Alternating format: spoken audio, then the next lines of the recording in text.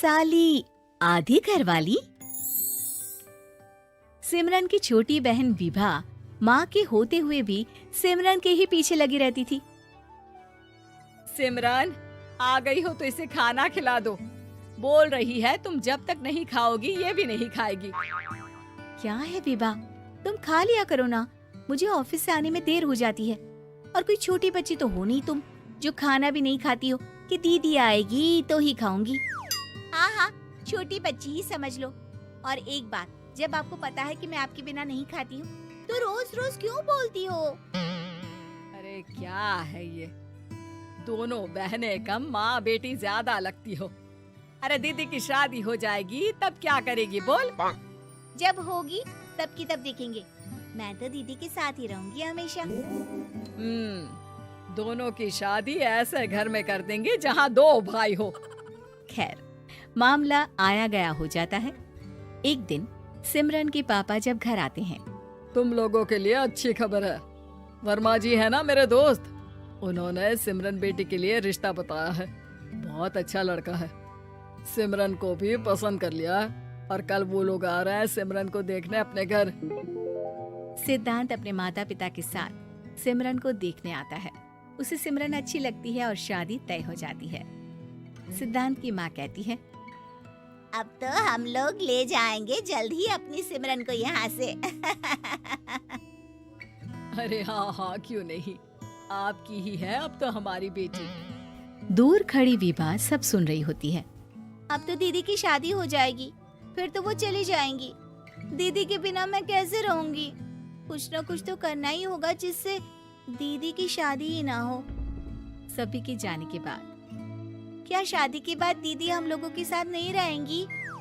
अरे नहीं तो फिर क्यों रहेगी, शादी हो जाएगी तो अपने घर चली जाएगी ना। तो मैं भी जाऊंगी उनके साथ, मेरा भी सामान पैक कर देना। अरे कैसे बात कर रही हो विभा, दीदी के ससुराल छोटी बहन नहीं जाती।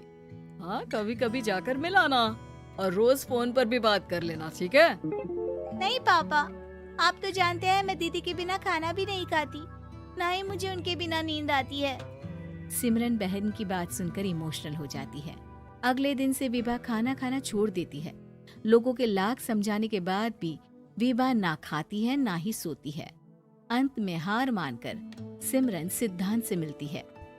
सिद्धांत, मेरे मम्मी पापा ने बचपन से ही विभा और मुझे साथ रखा। वो मुझसे बहुत जुड़ी है। मुझे उसकी टेंशन रहेगी शादी के बाद, क्योंकि वो मेरे बिना नहीं रह सकती है।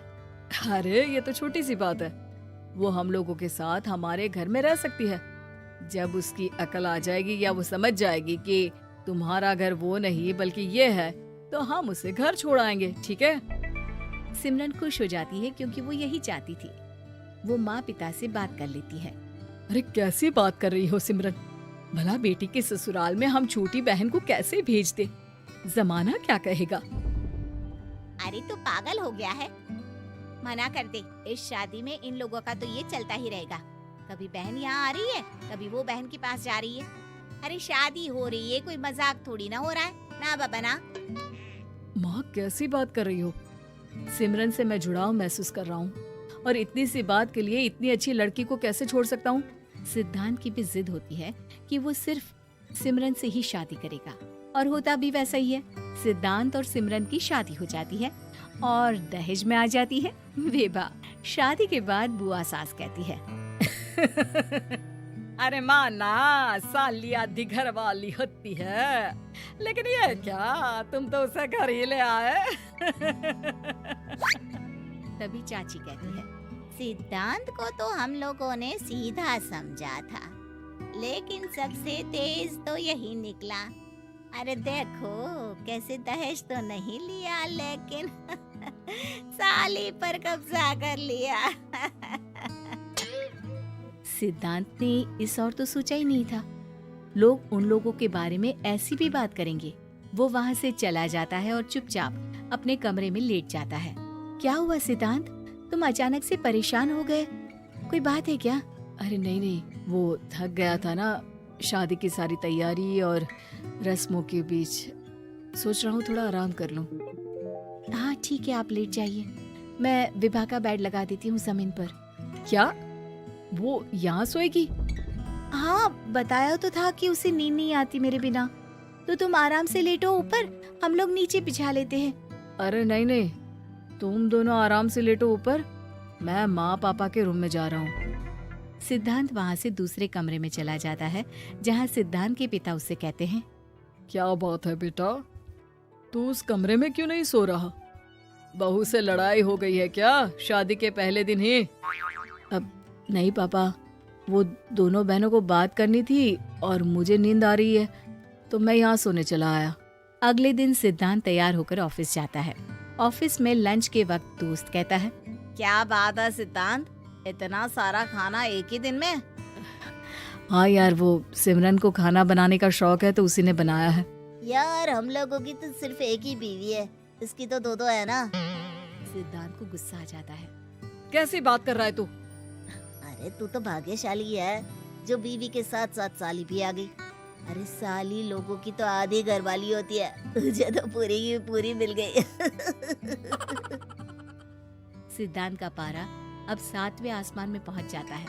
वो खड़ा होकर उस लड़के से लड़ने लगता है। हाँ, मेरी शादी में मेरी बीवी के साथ मेरी साली भी आई है, ये सच है, लेकिन सिर्फ कुछ समय के लिए, क्योंकि उसने सिमरन को बचपन से ही माँ की तरह देखा और यूं अचानक वो सिमरन से अलग नहीं रह सकती थी। इसलिए सोचो, अगर मेरी बीवी उसके लिए माँ का स्थान रखती है तो मेरा दर्जा क्या हुआ? तभी वहाँ बॉस आ जाता है। माफ करना सिद्धांत, यहाँ इस मेंटल लेवल के लोग हैं। जरूरी नहीं साली सिर्फ आधी घरवाली ही हो, कभी वो छोटी बहन तो कभी बेटी भी होती है। वेल डन सिद्धांत। सिद्धांत को अब ऑफिस में कोई कुछ नहीं कहता, लेकिन आस पड़ोस का वो तो वही हाल रहता है।